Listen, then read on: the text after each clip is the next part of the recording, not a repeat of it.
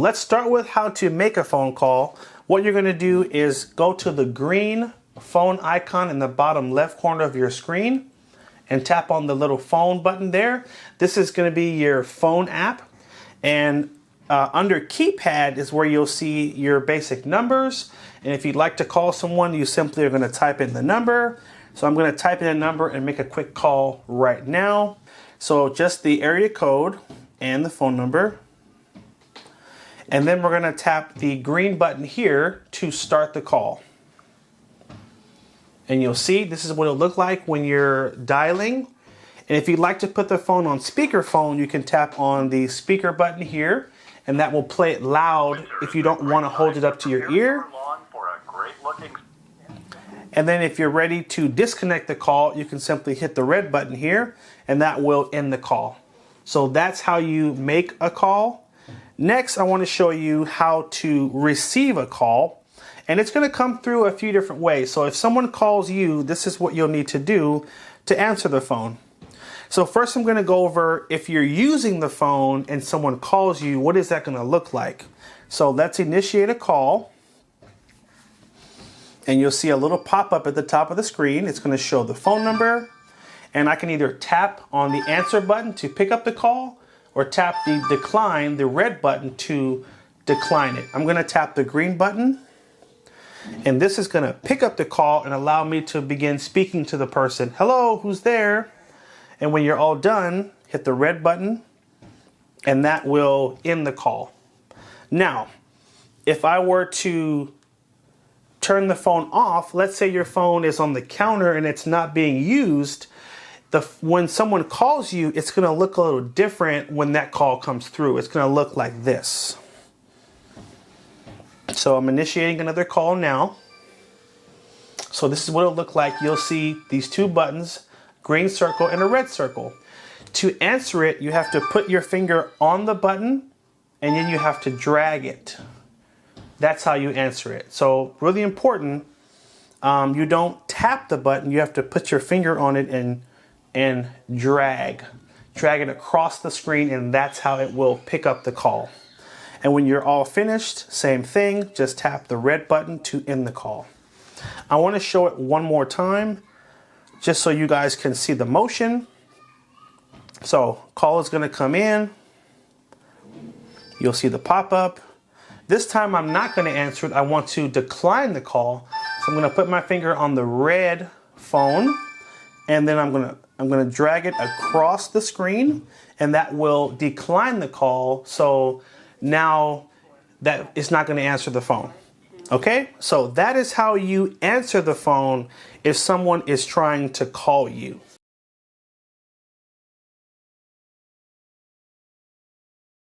In this section, we're going over how to navigate the phone, and we're going to start with how to navigate the exterior button. So I'm going to go over all the buttons you'll see on the outside of the phone, and then we'll go over how to navigate the home screen and the different sections of the phone you'll need to know about. So first things first, there's no buttons on the left side of the phone, no buttons.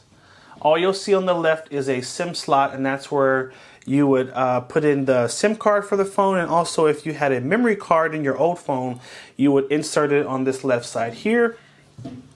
On the right side of the phone, you'll have a volume up, volume down, and a power button. And also, for those of you that would like to take full advantage of the phone, the power button also works as a fingerprint reader that you can program to unlock the phone simply when you put your finger on the power button. So that's an important thing to note. Now, I have a link to another video where I go over setting up this phone, and I show you how to set up that fingerprint sensor. So that video will also be in the description, so make sure you check out that one after you watch this video. Okay, at the very top of the phone, there is nothing, just speakers. And then at the bottom of the phone, you'll have an auxiliary jack here, and sorry, it's just a hair blurry. Let's just fix that. So you will have two things. There we go. The headphone jack here, so you can plug in your wired headphones, and you'll have your charging port. Now this phone uses a Type-C charging type. So if you needed to buy a new charger, make sure you look for a Type-C charger. So that's the exterior of the phone. Okay, so let's talk about navigating the home screen. So there's three main buttons on the phone that you'll use to navigate the screen. At the bottom here, you'll see there is three buttons: a recent apps button, there is the home button, and the back button. Now let's start with the home button. The home button is used to take you back to this screen, which is considered the home screen. So if you tapped on any one of these little icons known as apps, apps is short for application. Think of an application like a program on a computer. Computers have programs, phones have applications or apps. If I tap on one of these apps, let's say I go to the calculator, and then I'd like to go back to the home screen, I'm just going to tap on the little circle or the home button at the bottom, and that's going to take me back to the home screen. So no matter what you're doing, tapping the home button will always take you back to this screen. Okay. Next, we're going to go over the back button on the right side. Now to demonstrate this, I'm going to go to the settings. And let's say I'm in the settings and I were to tap on one of the options, like the advanced features. And let's say I'm looking through the settings and now I want to go back one page. I'm going to tap on my back button here to take me back to the last page I was on. So here, now it took me back one step or one page. And if I were to tap the back button again, it's going to take me out of the app and back home. Watch this. So that's how the back button works. It just takes you back one step, and once it's taking you back as far as it can, it will just take you back to the home screen. Now the button on the left is called the recent apps button. Now every time we open one of these little apps here, when we tap the home button, it takes us out of that app and takes us back to the home screen, but the app is still running in the background of the phone. If you tap on this button, recent apps, you can see, guess what? I was just in the settings and it's still open here. And I was just in the calculator and you'll see the calculator application is still open. Apps do not close just because you've gone back to the home screen. They stay running. So if you ever want to go back to an app you were using, all you have to do is tap recent apps and you can go and swipe through all of the applications you were previously using. Notice a few minutes ago we were using the dialer, and there is the dialer. It's still open. Now if you'd like to close these applications because you're no longer going to use them, you can either swipe up like this, swiping motion up, or you can tap the close all button and this will close all of those applications that are running in the background. Now when I hit recent apps, nothing is open. So that's how you navigate the home screen, and those are the basic buttons you'll be using to navigate the entire phone. Now, once again, we're on what's called the home screen. If you swipe up like this, it will take you to what is called the app drawer, and this is where you'll find all of the applications or apps that come with the phone, and also if you download new applications, they will also show up in this same section. Later on in the video, I'm going to show you how to download an application so you can see what that process looks like. But for now, we're just going over where do I find the applications, and it's here. Now notice at the top of the screen here, you have these little white circles. These are folders. This is a Google folder that just has Google specific applications. So your Gmail, your Google Maps, your Google Photos are all going to be in this folder. You have a Metro by T-Mobile folder that has Metro specific applications. And then you have a Samsung folder that will have Samsung specific applications here. So that's the app drawer.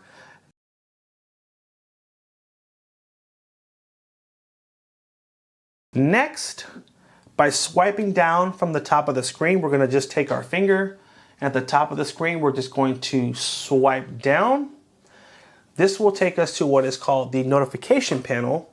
And here is where you will get notifications regarding different applications that you have synced on your phone.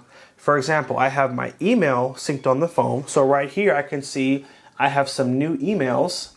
And if I wanted to go to the email app so I can read those emails, I'm just gonna tap right here and it will take me right to my Gmail app. And then I can begin looking at my emails.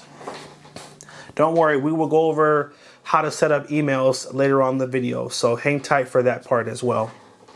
Now swiping down again, you'll see other type of applications here. For example, if someone sends you a text message, if you have Facebook on your phone, you'll get all your Facebook notifications all in this section as well. It all depends on what applications you choose to download on the phone.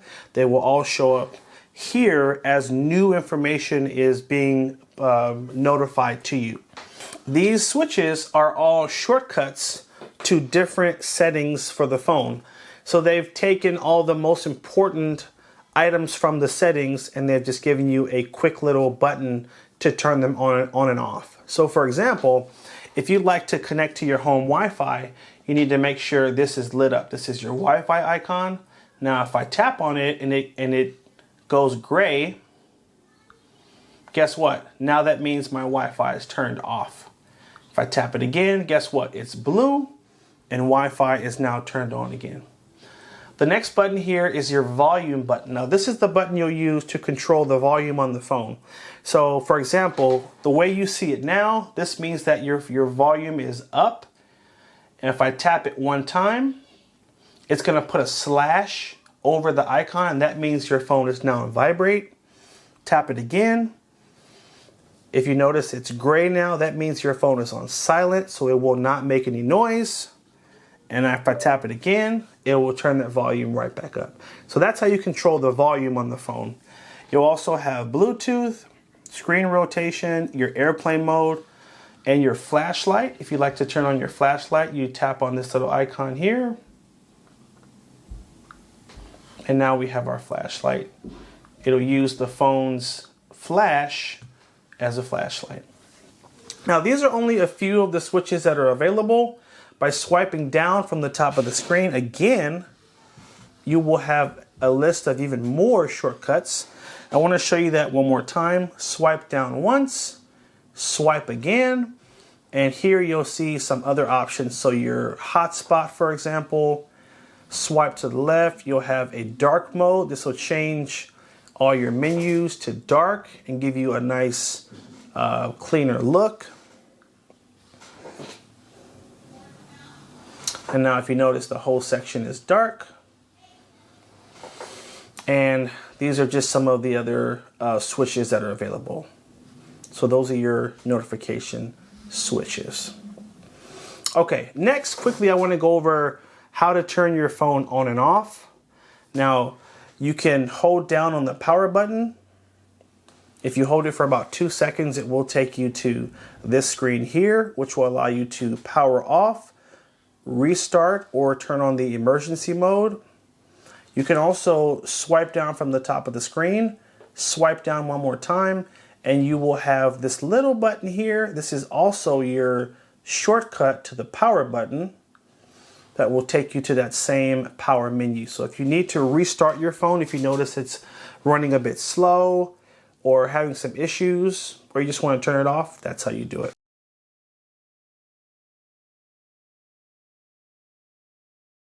In this section, we're going to go over how to download applications. Now, applications are all going to be downloaded in the Play Store. Now, we have it on our home screen here. If you don't see it on your home screen, just swipe up and you should have it in your app drawer section. Tap on Play Store. Now, one important note, if you have not signed into a Google account yet on your phone, you probably don't see this on the screen. You may see a white screen that's asking you to sign in to a Gmail account. One important note, you do need a Gmail or Google account in order to download applications on the phone. So on your screen, just quickly, for those of you that have not signed into a Gmail yet, in the bottom left corner, you should see a button that says Create Account. If you don't have a Gmail, or if you had one and you forgot the information, just come down to Create, set up a new Gmail account, It'll take 2 minutes, and once that's finished, it'll take you to this screen where you'll be able to download applications. Now, I'm going to show you quickly how to navigate this Play Store because there's a lot in here, and I'll show you my little shortcut to download apps very quickly. So at the bottom of the screen here, you'll see categories. So games, for those of you looking for different games. At the top here, you'll see different categories. So top charts, kids, events, new, premium, categories. Best to go to categories, and then you can see these are the different themes that the games are broken up into. So you can find, you know, the particular game that you might be looking for. You also have, so games, you have apps, you have movies. You can download movies from the store as well. You can rent, you can buy. You can also download books as well. Now let's go back to games, and we're in the categories. I'm going to go up to puzzle, and let's say you want to download Tetris. We can tap on the app here. Now this green button here says install. If you ever see install on that green button, that means that it is a free game to play and a free game to download. So I can simply tap on the green button here, and it will begin to download the game to the phone. Now, if that green box had a price in it, if it said $1, $5, $10, that's it telling you that this is not a free game. There is a fee. So you need to decide, do you want to pay for that, or do you want to try to look for a free version? That is up to you. You'll see right here, it's giving you a status of how the download is going and what percent it has to go. So this app is downloading. That's great. Now guess what? I'm going to use my back button because I want to go back one screen just like that. I'm going to press it again and press it one more time. And if you notice, that back button is just taking us back one step, one step, one step. So a very useful button to use. Now, let's say there's a specific application you're trying to download. Here, like rather than trying to search through and find it, all you have to do is do a search. And you can type, so I can go to the top of the screen in this box and tap in the box, and I can type in the name of the app that I'm trying to find manually, or I can simply tap on the microphone and I can just say it like this. DoorDash. So just like that, if you know the application you'd like to download, just hit that microphone, say it, and it should take you right to that application. And now, guess what? I'm going to tap on that green button that says install, and it will begin to download DoorDash to the phone, just like that. I'm going to tap on the home button now, and I'm going to swipe up, and this is the app section. Now I don't see those two apps I just downloaded. Where are they? Well, there's more than one page. We're just going to swipe over, and there it is. This is our Tetris game that we just downloaded, and oh, there's our DoorDash game, and there it is. Now we can easily do our DoorDash and have some fun ordering food for the house. So that's how you download an application. That's the basic process.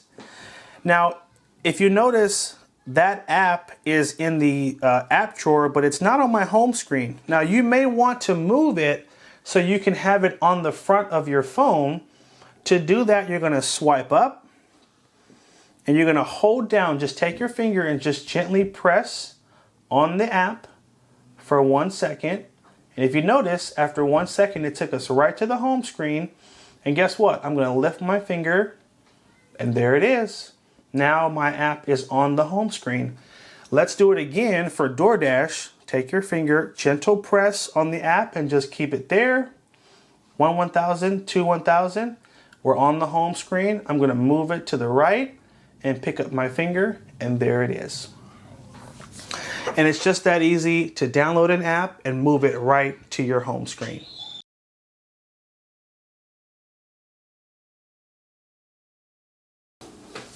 Okay, next In the next section, we're going over how to send text messages. Now at the bottom of the screen, you will have this little blue icon. Now this is your text messaging app, and we're going to use that to send and receive messages. So tap on the blue icon there. In the bottom right corner, you'll see a little blue bubble. Tap on the bubble, and now we're going to either type in the phone number of the person that we want to message, or we can enter a name if you've already saved someone as a contact. And you know what? After we go over text messages, we're going to go over how to save a contact to your phone so that it'll be easier for you to send messages and make calls later. So I'm going to enter a phone number here. And I've entered my phone number. And guess what? I can actually save this number as a contact if I wanted to right now by hitting the plus right next to the number at the bottom here. I'm going to wait, but I'm just telling you, if you wanted to save that number, you would just hit the plus, and that would let you save that number in your contacts. Now what I'm going to do is on the keyboard, come down to the bottom right corner and hit next. And so my number is in, and now you notice the cursor right next to enter message is flashing. So I'm going to type in my message. Happy Monday. So I'm typing my message. Now guess what? Some of you guys may not want to type. And guess what? There's a shortcut for this too. So if you tap on the three dots in the upper right here, or excuse me, not the three dots. We're going to tap. So this is actually what I was looking for, this row here. So this little row has a microphone on it. And when you tap the microphone, guess what? I can just say what I want to type, and it will type it for me just like this. I hope you're having a great day. When you're finished, just tap on the microphone. Now it recorded a little extra that it wanted to record, so I can use this to back up and take some of those words out. And when you're finished, you can hit the back button right here, and there's our message. Now I can send that message right now, or I can tap on the little arrow here, and I can hit this first icon here to attach a picture I've already taken on the phone. So just to show you what it looks like, I can attach this picture. So now along with my message will go a picture, or I can take a picture right now and add it to it by tapping on the camera. So I'm going to hit take a picture. I'm going to point it, hit the little white button here to take the picture. And now I can hit OK, and now it's going to attach these two pictures to my message. That's how you send a picture in your message. And then hit this button, which is the send button, and it's going to send off our message. And that's it. That's how you send a text message. I'm going to hit my back button now because I've finished sending this message, and I want to go back and see if I have any other messages. So I'm going to hit the back button, hit it again,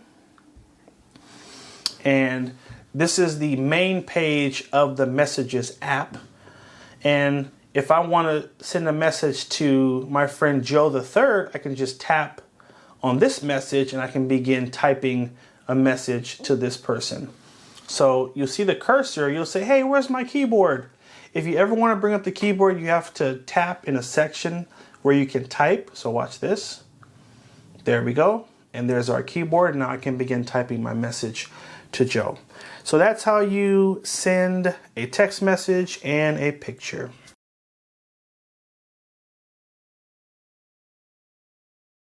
In this section, we're going to go over how to save a phone number to your contacts.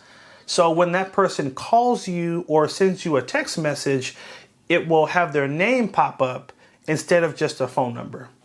So the easiest way to do this is to go to the phone app, make sure you're on the keypad, and type in the phone number you would like to save. So I want to save this number to my phone. So I just typed in the phone number, and at the top of the screen, there's a little plus. Tap on the plus. Try again. I think I missed the plus. Hit the plus, and it will ask you, do you want to create a new contact or update an existing? So you would use, in most cases, create new contact. However, if a friend of yours has gotten a new number, then you would want to use update existing, and it would let you go to a contact you've already saved, and then you can simply add that number to that contact. In this case, we're going to hit create new contact. It's going to ask you where you want to save that contact. I encourage you always save it to your Gmail. So I'm going to tap Google, because if you save it to the phone or you save it to the SIM card and you lose the phone, guess what? You lose all the contacts with the phone. This way, the phone number is going to be backed up to my Gmail account. That's why I always select the Google option. Now I'm just going to type a name, Edward Jones. And then I can go down here and I can add an email address, a second phone number. I can hit view more and have all these other options I can add. So an email address, an address, any important notes, websites, messenger contacts.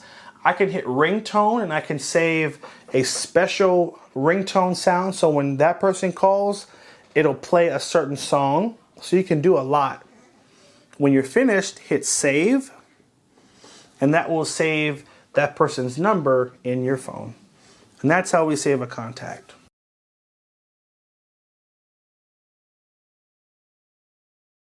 In the next section, we're going to go over how to make the font bigger so you can see the words better in the event the words are too small for you. So we're going to swipe down from the top of the screen. In the upper right corner, tap on this little wheel. Isn't it? There we go. We're going to swipe up to display, and then we're going to go to font size and style, and here you have a few options. First, you can make the font bold. That'll make it easier to read things. Now look up here, you're going to see this text get larger as we're making adjustments, so that's how you'll know that things are changing. So this is the current font size right now. This is 2 away from the left. As I drag this over, it's going to make the font bigger. See that? Do you notice how this is getting bigger? So I would say maybe go to about this size, and then go home and go to your messages, and you can see what that looks like. Let's see. You notice the words are bigger, the letters are bigger, everything is bigger. If you like that, great. You can always hit recent apps here, go back to the settings, and you can make it even larger if you need it to be bigger. But that's how you increase the size of the font. Now that should increase across just about all the applications on the phone, FYI.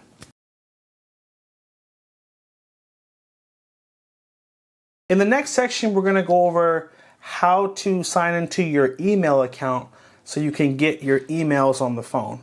Now, to do this, you want to go to the Google folder on the home screen here, and we're going to tap on Gmail. Now, you might say to yourself, I don't have a Gmail. I have an AOL or a Yahoo or an SPC Global. Well, it doesn't matter. The Google account allows you to sign into other email accounts aside from Google. So what it's going to look like when you go to that app is this. This is the first thing you will see when you go to the Gmail app. So you have some options here. You can tap on Google if you're trying to sign into another Google account. Obviously, you would select Outlook, Hotmail Live, Yahoo. Depending on the type of email account, you select the appropriate option. However, what if you don't see the email type that you have on the screen? For example, what if you have an AOL email account? Well, that option is not listed. So I'm going to show you a trick on what you'll need to do if you have an email account type that is not listed on the screen here. Hit the home button. We're going to go to the Play Store.